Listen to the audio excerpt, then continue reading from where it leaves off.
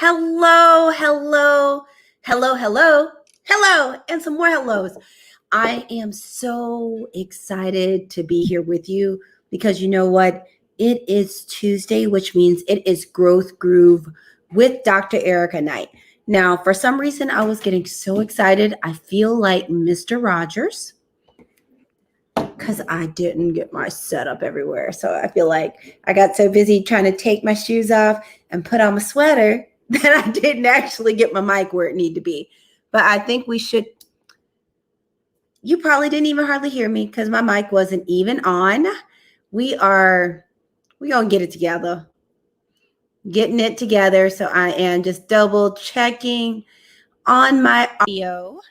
And you probably now hear something that sounds a little bit different. So all my moving around probably didn't even make that much sense at that point. But instead of rambling, let's go ahead and get to it. So thank you so much for joining me tonight. As I said, this is Growth Groove with Dr. Ericka Night. So for these, you can find me Tuesday nights at 7 p.m. Eastern. And tonight I have something super special for you. We're going to talk about 3 strategies to deal with the anxiety of getting back to normal. Because you know what? A lot of time, I'm tongue-tied. We're going to have this be the only time I'm tongue-tied the whole time, is that a lot of us are all dealing with all of this anticipation and just the reality of having spent a year, actually more than a year in pandemic world, of what it's going to be like as we start shifting out of the pandemic. So we're going to talk about some more, but I want to go ahead and handle just a couple of housekeeping notes. The first thing is if you know someone that needs this, please tag them. The next, if you know someone that needs this, you can share. Sharing is caring. The third is if you're watching it later, don't even worry about it. Put hashtag replay in the comments and just let me know that you were here. I would really, really appreciate that. That would be excellent.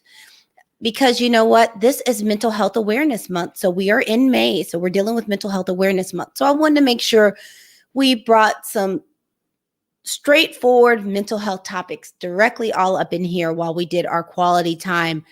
So let's go ahead and get to it. As you come in, let me know how you've been feeling about all of these changes and these ideas that we're going to be moving away from some of the physical distancing that we've been doing. And just put it in the chat. Let me know how you're feeling.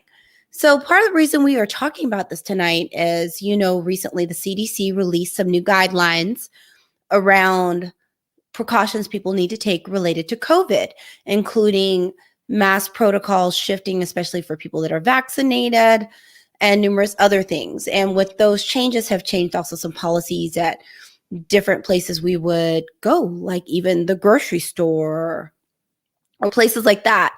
So at this point, we're starting to get faced with, even if you aren't ready, the world's starting to say it's starting to get ready to get back out there. And that can cause some level of anxiety because we've gotten used to, even if you didn't like it. And that's one thing I want to say specifically is there's this thought that if you didn't like being here in your home, physically distanced, that automatically the idea of getting out is going to be like, woo, it's great. But the reality is it can be anxious or anxiety provoking, even if you didn't like it. And we've become habituated. We've gotten used to a certain way of life. And even though that wasn't probably anybody's choice, that's been the reality since around March or so of last year. So that's what everyone's reality been. And we're asking people to start thinking about different realities.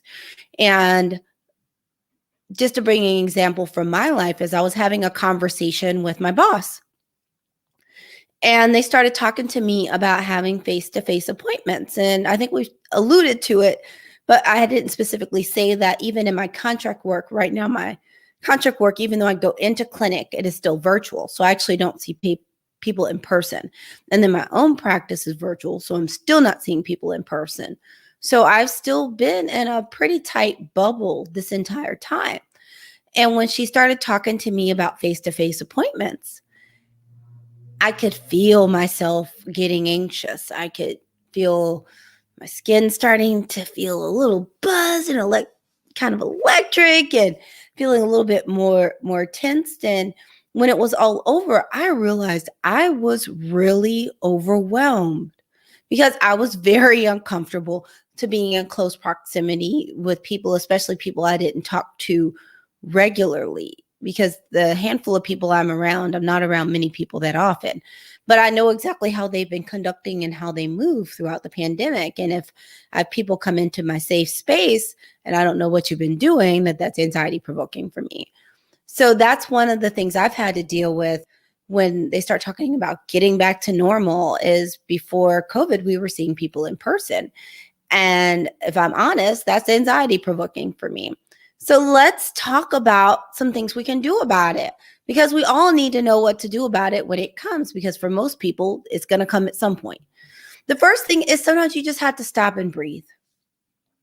I'm not saying breathing fixes everything, because sometimes you need more than just taking some breaths, but to slow down and breathe, especially slowing down long enough that the amount of time you breathe out is longer than how much you breathe in.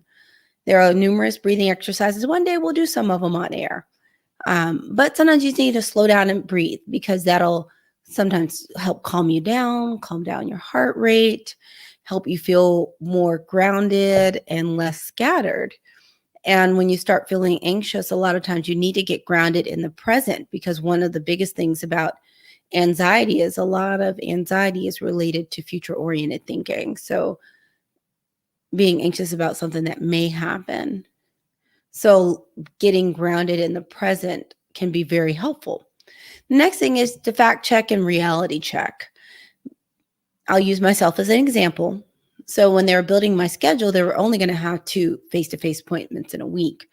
So when I would fact check or reality check it, it's like, well, it's not that many people and they might not all show up. But for a lot of situations, you have to slow down and start thinking about what is really going on. Because a lot of times they have this acronym for fear called false evidence appearing real. And it's our mind puts together these scenarios. So when we feel anxious, sometimes it's good to separate out what is anxiety, nervousness, or fear related to something that has a high probability of happening, and what is just kind of out there because we're just concerned about the situation that may not necessarily be high probability. So it's always good to fact check or to reality check, to really sit and think, what is my risk? What is really going on? Do I have to do this? Who am I going to be around?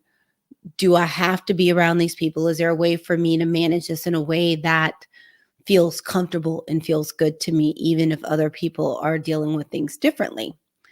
The last, which is number 3, is feel the feels.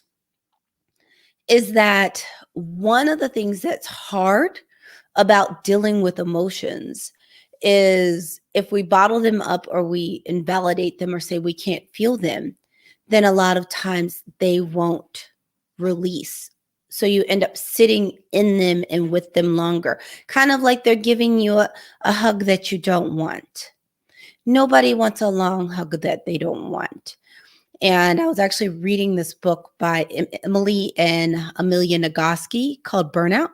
And they actually talk about the stress cycle and needing to complete the stress cycle. And one of the ways that you could even complete a stress cycle or deal with some of this anxiety is you have to feel it so it can pass. It's kind of like if you put a lid on it, it's just going to stay. So a lot of times we don't want to feel our feelings, but the way through our feelings a lot of times is actually you have to go through the feelings. You can't just circumvent them.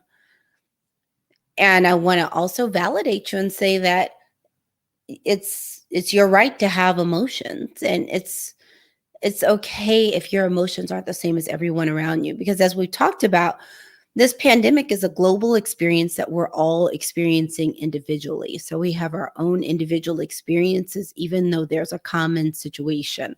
So I just want to be out here and tell you that it's okay to have your feelings and to go ahead and feel them. The bonus is talk to someone. Don't be on an island while you're feeling anxious about working this out. Sometimes it's good to talk it out. So talk to someone. And if it's really bad and you just feel like you can't focus, you can't function, that maybe you need some professional help too. But for some people, they just need to talk to a friend or family or someone that they're close to. So that's what I got. Is I wanted to give you some strategies just to deal with this anxiety of this transition back out into the world. And I also want to encourage you to take things at your own pace.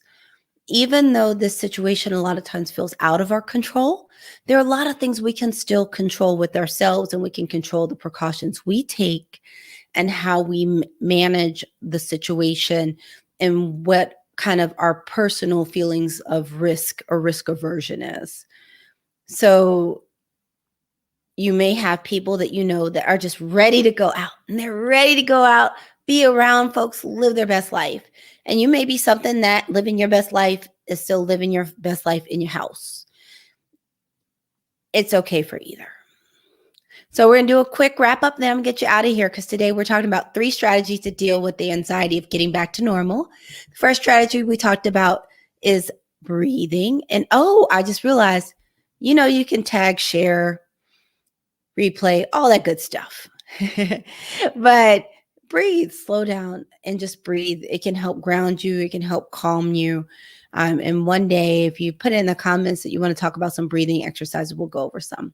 The next is the fact check and reality check, because a lot of times when we are anxious, we are focused on the future, not the present, but also our anxiety can twist and turn what is actually going on. So it's always good to kind of reality check and figure out what are the real risks and what situations you may be going into versus what your mind has gotten you worked up about. The third is feel the feels. I'm giving you permission to have your feelings. You can have your feelings. And to move through them, you're going to have to experience them. If you hold on to them, it's like wearing a jacked up, busted t-shirt that you just can't take off. You don't want to do that either. The bonus is talk to someone. Don't be on an island. Don't suffer alone. It might be easy to help. Talk to someone so you can kind of work through the issue. All right? Sound like a plan? So the good thing is we do have some tools. I'll be using these tools too, because as I said before, we're all going through this together. I am also experiencing some anxiety around some of the release of these guidelines that the CDC has reported, and the idea of being around so many people.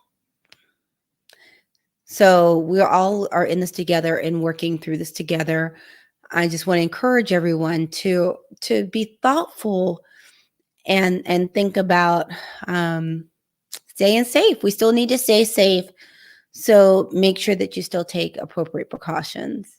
And that's what I got for you tonight. So thank you so much for tuning in again. And I can't talk today. Thank you so much for tuning in. I am your host, Dr. Ericka, Harvard-trained, double board certified psychiatrist and integrative lifestyle coach. I'm passionate about helping people be better, do better, and live better. I do that through my adult telepsychiatry practice. Why can't I talk today? I feel like do you ever get hypnotized by lights? I got hypnotized by the green light real quick. Through my new podcast, Better with Dr. Ericka, and my speaking in books. I do that so that you can get the life that you deserved, and I'm here to help put you back in your life. So quick notes we have is, let's see if I can make all this stuff work. We have the podcast launch party coming. Let me take this banner down so you can actually see it.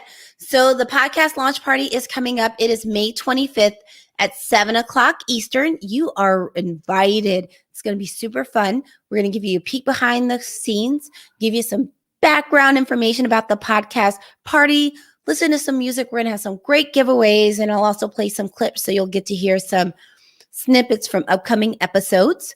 So just go ahead to betterpodcastlaunch.com. That's betterpodcastlaunch.com. And you can register to be part of the party. And then you'll also be able to get all of the wonderful updates about what's going on with the podcast. It is up on multiple platforms right now. You can look up Better with Dr. Ericka and hear the trailer. And then we'll be dropping the first few episodes really soon. So stay tuned.